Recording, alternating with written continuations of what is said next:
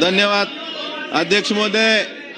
जानेवारी 2024 मध्ये मराठा समाजाच्या आरक्षणासाठी मनोज जरांगे पाटील यांच्या नेतृत्वाखाली मराठा समाजाचा मोर्चा मुंबईला आला होता.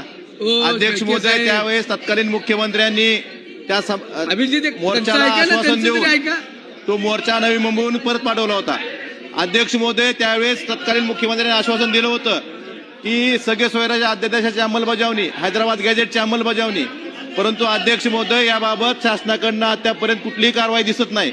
अध्यक्ष महोदय, त्याच पद्धतीनं ज्या समाजाच्या लोकांच्या कुणबी नोंदी सापडल्यात त्यांना कुणबी प्रमाणपत्र देण्यासाठी सुद्धा शासनाकडनं जाणीवपूर्वक विलंब केला जातोय.